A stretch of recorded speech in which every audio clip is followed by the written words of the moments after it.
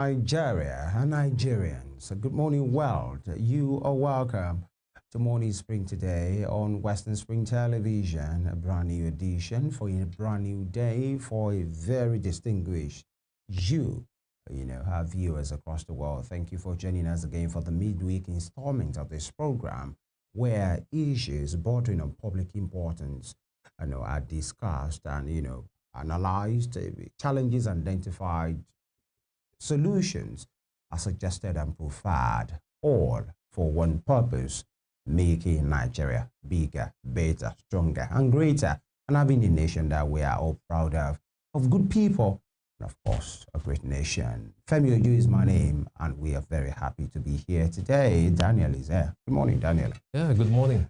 Yeah, how are you this morning? Great. How do you do?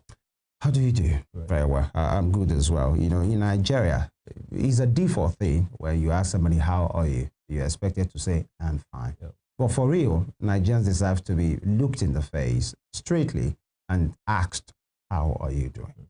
Well, so I ask you this morning, how are you? Oh, I'm great. Very good. They say the biggest lie is I'm fine, because it's like you said, by default, people just say they are fine even when they are not fine. But again, I hope you are. Yeah, absolutely. Okay. No matter what we go through as Nigerians, we keep surviving. Okay, even if the nation becomes a jungle, I mean, we keep surviving. Some people say that's why we are here, so that it doesn't become a jungle. Yeah, a security analyst once said that that he's surviving the jungle, but thankfully we are not in a jungle yet in this part of Nigeria. But trust me, there are some Nigerians who cannot sleep with both eyes closed. They are living practically in the jungle. We really need to do something about it. It's a beautiful Wednesday morning. Thank you for joining us once again on Morning Spring. This is Western Spring Television. Emeka Daniel is my name. And of course, it promises to be a wonderful show. We have a lot to unpack today. You don't want to miss any segment of this program. So sit back, relax, and enjoy. Of course, that is what we are here for. On the program, we'll look at the headlines, various headlines from our major dailies, and exactly we will look into that as well. We are live on our YouTube channel at Western Spring TV. And of course, it seems, before we go to deadlines, one would think possibly after a meeting with INEC, PDP will have, new breath of fresh air and all of these things. We understood that, and we still understand that they had a meeting with INEC yesterday. Yeah, closed door meeting.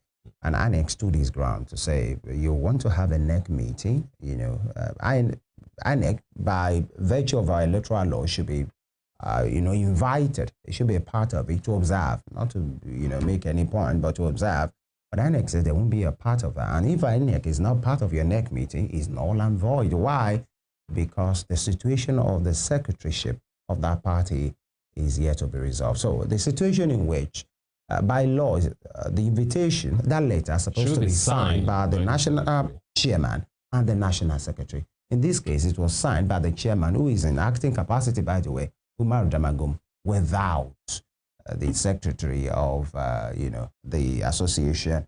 INEC has made it stand known. They won't be cowed. The law is the law. So when NEC, they're supposed to be their 100th NEC meeting, so they are on 99. So no way forward. For the PDP, is a lot for them right now. For the PDP, and for self-inflicted issues, according to the president. Absolutely, because it looks quite simple. You want to have a NEC. You're having a problem with your national secretary. But for the sake of your meeting, why not just allow him sign the letter? That's the issue. There are forces. So Okoye, or the other guy, Mr. Yang. So what's the problem? What's the problem? And they know. It looks very simple. He cannot hold. They know.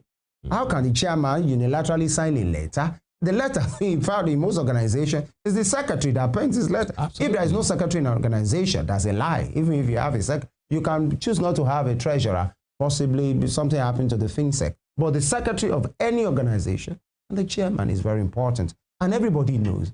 We here in Oshobo will know. Somebody in Kaura Namuda knows. Somebody in Abuja should know that if you do this, it cannot work. PDP will still go ahead and still do it.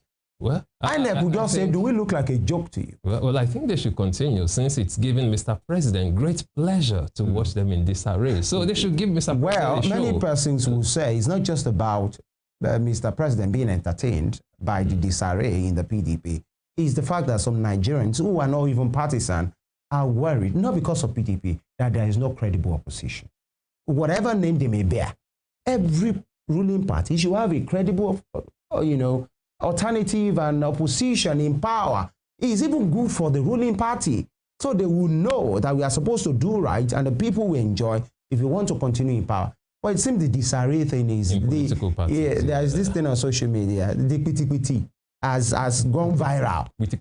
I'm telling you, it has gone viral with them now. SDP has been embroiled in zone. Yesterday we had the national chairman, has been suspended. The national chairman came on the media later in the evening and said, they are joking. Who are they? Who are the ones suspending me? That's for the SDP. Saying, wait. The SDP chairman is saying the National Working Committee cannot suspend him. That's what he said. He was in the national TV yesterday. Because I saw that letter, that statement. They quoted sections of their constitutions, parts of section 19 of SDP constitution, giving them authority to suspend the chairman. As you are saying this, I remember like 6 months or thereabout, almost a year ago, there was a time in which the publicity secretary of a party, that party is the PDP, suspended the national chairman. And the national chairman and some people suspended the publicity secretary. We live in Nigeria, excuse me. So the pity that we talked about earlier is done with possibly the PDP has now flown to the SDP. Yes. So the pity now, Nigeria political opposition pity is is going viral. SDP is next. Labour is in the pity already. Absolutely. So the thing is, okay, maybe Adana, ADA. That's a party that is yet to be built. Exactly, they've not for whatever it will come up with, and people already, leaking the balloons of the ADA. So, Mr. President, politically and opposition speaking, now must really be entertained. Why Nigerians are not finding it entertaining? Yeah, Nigerians are not finding it. Nobody should find it entertaining. And that is why I kept saying, since we are not having, viable opposition in political parties, that was why I felt. When Professor Patutomi came up with his coalition, at least they should have given him the chance. He is not a political party. So he wouldn't have gone through, experience all these, shenanigans going on with political parties, but they are just private individuals, citizens who just wanted to be, critiquing the government policies and proffering, alternative solutions. So they should just have allowed them, since we are not seeing the kind of opposition we want in political parties. Maybe the choice of words is what many lawyers have said is the problem. They keep saying, they keep saying the choice of words, but again, in no way, I've not seen it anywhere, not even in the Nigerian constitution. Have you checked? Anything, yes, about shadow government. Nothing bans shadow government. Okay. It's not in our constitution. It's all right. The issue is, even with the shadow government right, even if it's allowed, even if it's constitutional, people, Nigerians, at least Nigerians, are the ones in these political parties. The ones in the PDP are Nigerians. The ones in the APC are Nigerians. No foreigner joins any party in Nigeria. Absolutely. At least that I know of. The ADA that has been flouted, they're made up of Nigerians. Whatever their inclinations and motives are. The PDP, SDP, Labour, they're made up of Nigerians. Even the shadow government, they will still be made up of Nigerians. But at least they are not political. They are not politicians, not Many political of them parties. are former politicians. Even Patutomi ran to be governor in his state at some point. He ran for presidency 2007. He was AD candidate for presidency. I remember ADC, when he ran for governorship in his state. It's a very sorry but interesting and humorous story. Patutomi said on the money of that particular primaries, actually, he woke up only to learn that on the money of the primary, the venue of the primaries have been changed. All right, so where are we having it now? So by the time they told him, before he got there, the primaries are finished. And it's at that point he knows it's not for the weak, actually. So many of them are politically exposed persons, and which is okay. It's not bad to be a politician, either partisan or you are just interested. But the issue with this, even when the shadow government comes, are they casted in stone? Are those people corruption proof? No, Nigerians just wanted to see their policies. What I'm saying is away from their personalities. We just wanted, let's just see what they have to offer. Some people are profiling it to be a group of patriotic, corruption-free, righteous people that will never be blemished. No, they can't say that. Right? No. So what I'm saying is this, even then, we have to wait for what they have to do. That is, if they are allowed by the Constitution, because that project or that movement is in court right that's now. my point. And exactly. these are some of the issues. But then the point is, if politicians, the opposition politicians, are messing up big time, and they are not coherent, they cannot even hold a party, talk less of challenging the ruling party. And the president is saying he takes pleasure in their disarray. One thing is this, as a politician, he might take displeasure, but as a Democrat, he should not be happy about that. But I know he's in the APC, so it's not his business 100% to be helping the opposition. He was in the opposition as well. And the ruling party, even the APC, they are having their challenges. Now look at what's happening in Gombe. They are having their challenges. A lot of problems. I'm talking about the vice president. Now they are talking about 2031, for God's sake. All these problems they are having now is because of their projections for 2031. In their calculations, who will succeed Tinubu? That's when it's done. After winning, according to them, they are saying him winning 2027 elections. Then who will succeed him in 2031? And that's why some people are trying to remove Shettima, and they're saying no, you have to keep Shettima so that they can succeed. I mean, they're having problems in the APC. Daniel, personally speaking, if anybody will be talking about 2031. I believe those people should not even be minded at all. We, from this estate of the realm, should not even give them a voice at all. Those are unscrupulous and we are still grappling with people who are preoccupied with 2027.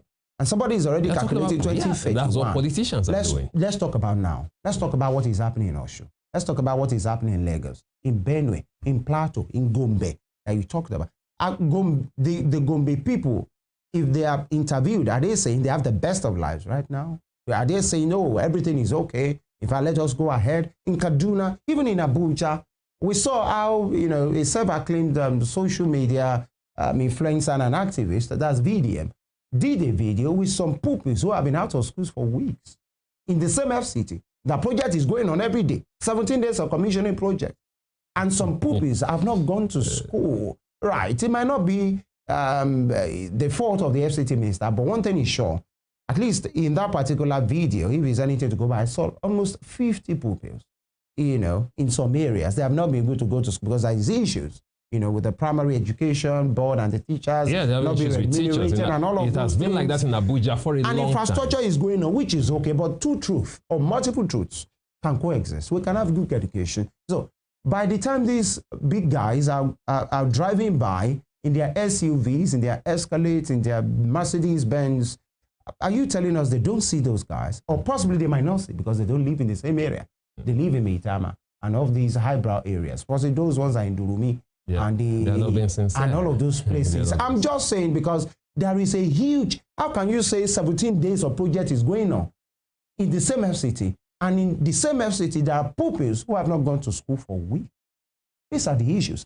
And some of those persons will come out and be talking about 2027. In fact, the man in charge of FCT have said he will be the one to lead, the campaign of Mr. President. Yet, he's holding stakeholders meeting in his own party, and he's saying they should come together for 2027. Unfortunately, those who are supposed to be speaking up are not even speaking. That's the problem. The media should be the fourth estate of the realm. That's why we are here. A lot of people in the media are not speaking up. Well, unfortunately, some journalists have sold their soul. They're not speaking up. That's the problem. In that same Abuja, you talk about the FCT minister. In that same Abuja, state-owned media house, okay, ASO Radio, ASO TV. I said the last time I checked, for over 8 months, they've not been paid.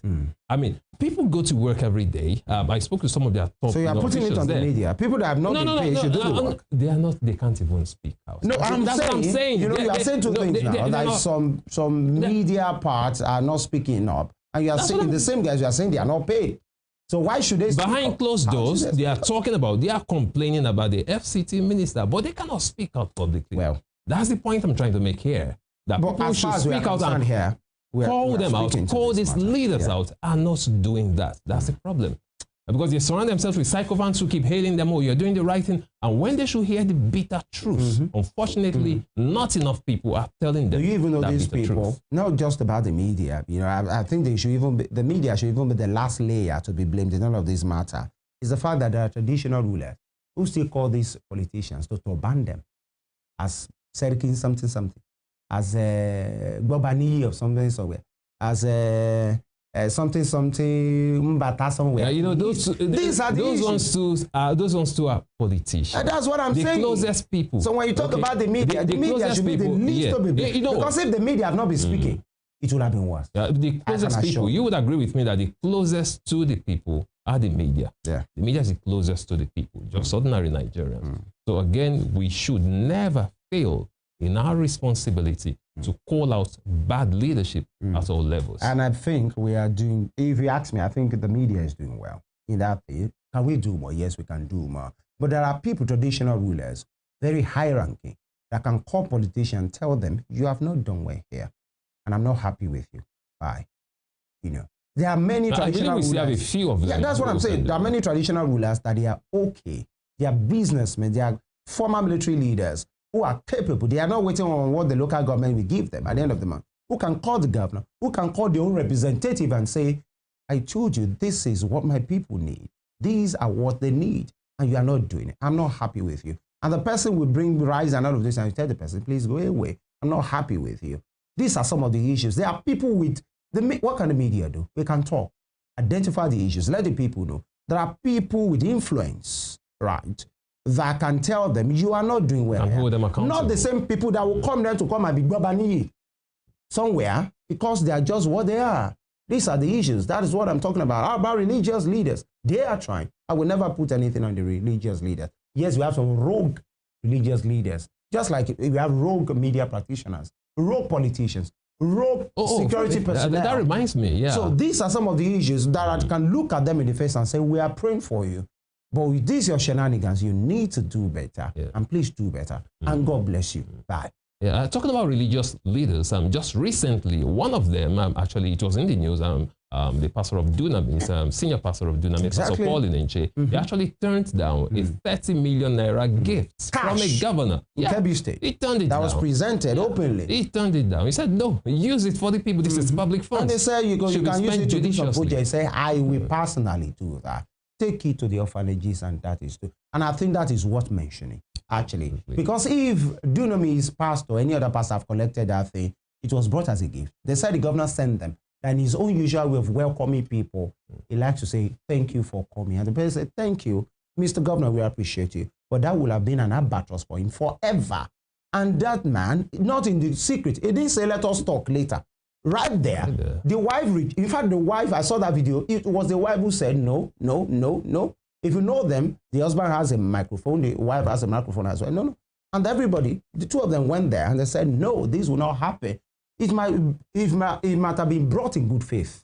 But how about the consequences? Nigerians will kill them, so to speak, on social media. But there's a leader who has said, no, this is a public thing, public money. Exactly. It didn't come from the pocket of the president, the governor. Even if the governor has said, the governor of Kebbi State said, I'm giving you out of my money. Where did he say 30 million? Is he receiving 30 million? These are some of the issues. And then we need to do better. That was one man in that guys who has done well. Pastor, Enenche. Dr. Paul Enenche. Dr. Paul Enenche, Dr. Becky Enenche. We need to do better. We'll take a quick break right now. When we return, we go straight to what the headlines look like for today. Stay with us.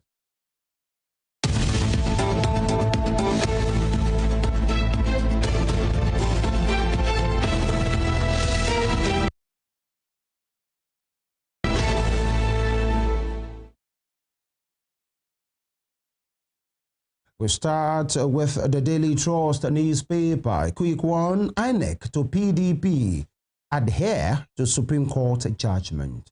INEC to PDP adhere to Supreme Court judgment. We said that earlier. That'll be all from the Daily Trust.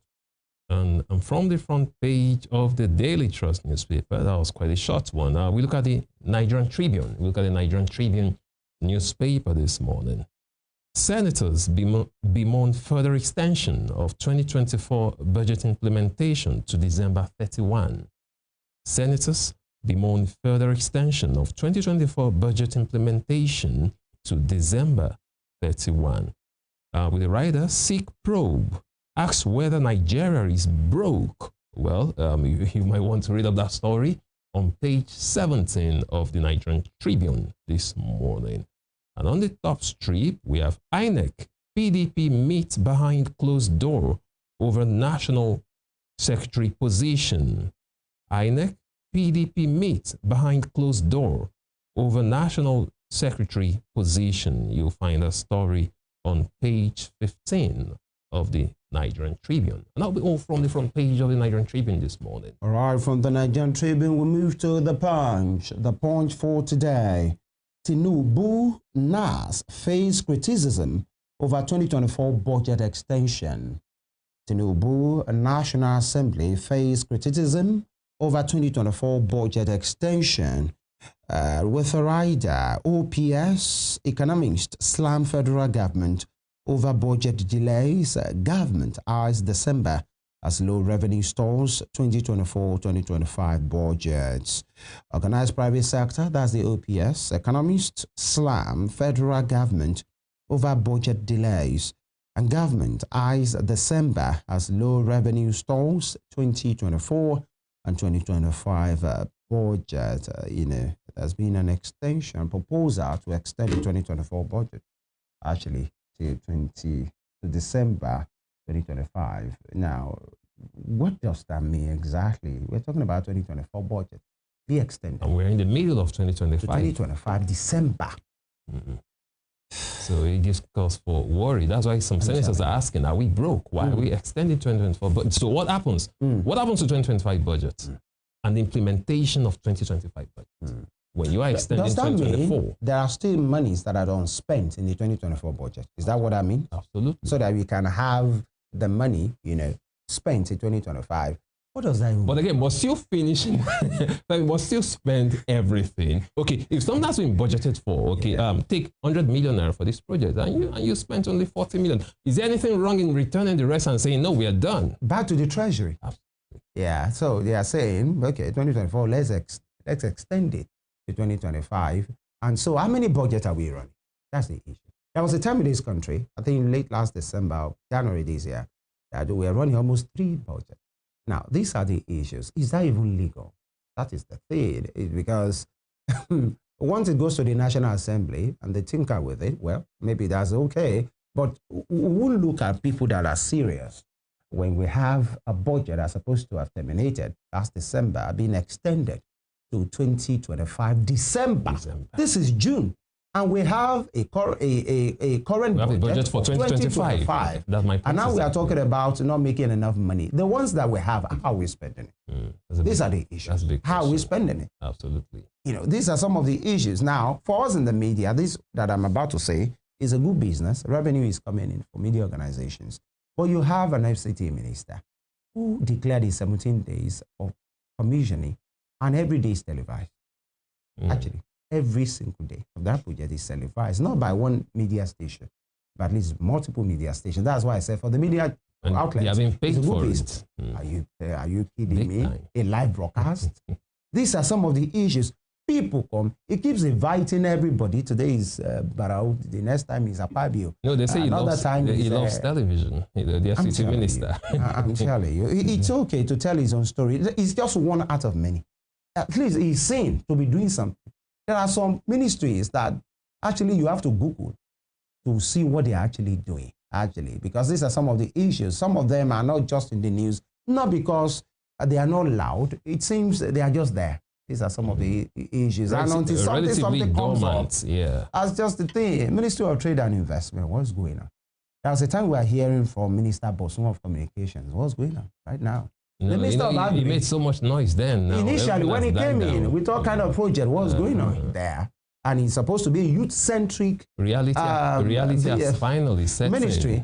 The Ministry of Agriculture is from that place. We saw a memo of prayer and fasting recently. That's the thing that we've had. What are those things? Where will the Minister of Education tell us that in different parts of the country, this is a farm? This is an initiative of his ministry that is obvious, that we can see. Not just reeling out of policies that, okay, this expand of land is the one that have been supported by the federal government. How about the Minister of Power, that the minister is busy with politics, dabbling, he has been perpetually in the news, but most of the time it's for the wrong reason. That's the point. That's the point. You're supposed to be a technocrat, for God's sake. Ministry of Power, very critical ministry. Are we joking? But you're just playing politics. It came from finance. It was one of the directors of even a high-ranking member at the CBN. Well, he should have started. He wanted to be a governor. He failed. Then he was brought in to be the power minister. So when he talks about technocrat, not adilable, obviously. These are the issues. All right. And I'm saying this thing as a reality, not to spite him. He's not. He came from finance. He's a finance person. You know, that ministry. Well, he should at least pretend to be a technocrat and do the job. Although he has technocrats that he can work with. Exactly. He has people on the place are full of engineers. Absolutely. I've seen people from TC and all of this ministry. Now, he will not be the only one, but that's one ministry that needs a radical. Somebody with the know-how and then a radical. You know why? The problem in that place is almost similar to what is happening in the oil sector. And you know, the two is about power. You know what? Yeah. Now, sorry, the one thing is, there are people who have, you know, said that a serious country should fix power issue in 6 months. That's somebody who... That's where I'm going to come in. I've called him out. In Lagos at a time. I called Babatunde Raji Fashola several times. And works. At the end of the day, they have to take the power. They have to take the power ministry out of his own jurisdiction. Let power stay alone. Let work stay alone. Baba, fix your work. This power. And at the end of the in fact, I still saw that video recently where it was a serious country. Yeah, we'll fix it in 6 months. He got there, and all of a sudden, you know, the president, all the ideas disappeared. He lost. God after all. It's about power. And all power belongs. Now, I saw the president in his campaigns when he said, if you can't fix the issue of power, don't vote for us. When we come back, don't do that. And the president said it. And now, it's well. That's why we, the media, should keep reminding them, keep holding them. I mean, hold them by the jugular. This is what you said. Right. We have to keep reminding them. When you have failed woefully on your campaign promises. So far, he will tell you he has at least more than how many months? 18 months or thereabout to go. Now, 2031 presidency. This is still from the Punch. Tinubu's successor, tussle, fears 2027 VP slot battle. 2031 presidency, Tinubu's successor tussle fears 2027 VP slot battle. With the rider, Deputy Senate President Jibrin disowns campaigners as the APC bigwigs intensify consultations and high-stakes talks. What is really going on? Questions if VP Shetima will be a one-time VP. And these are some of the issues about power. Because I feel, from my own part of the divide, that there should be no noise about the BP thing. Is he not loyal enough? Is he not doing what he's supposed to do? And there are postulations as well. Yesterday, I saw Yakubu Dugara being mentioned, you know, as a northern Christian who possibly might fit into the calculation. You know, he left, and actually, possibly, I think he's back now in the APC and all of these things. But then, still, is it still about the people? Absolutely, yeah. Like I said, they are talking about 2021.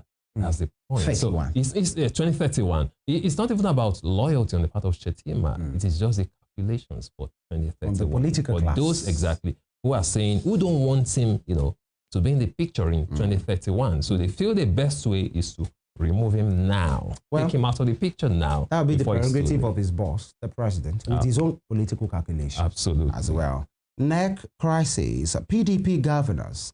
INEC talks end in stalemate. NEC crisis, PDP governance, INEC talks, and in stalemate. That'll be all from the Punch for today. And from the front page of the Punch newspaper, we quickly take a look at the front page of the Nation newspaper this morning. From the front page of the Nation newspaper this morning, we have the banner headline, more confusion in PDP over Ayaun. More confusion in PDP over Ayaun. That's talking about Senator Samuel Ayaun, who is the legally recognized national secretary of the PDP. And the PDP still wouldn't append a signature to their invitation letter to INEC. And INEC is saying, as long as you keep doing this, your invite is null and void. We will not honor your invite. That's exactly the confusion in PDP. With the rider, INEC declines party's request. We have another one there, SDP. SDP NWC suspends chair, 2 others. SDP NWC, that's National Working Committee, suspends chair, 2 others. According to the SDP, they have overwhelming evidence to show that their national chairman has been involved in some, and of course the national auditor as well. They are involved in some, you know, financial fraud of hundreds of millions of naira, according to that report.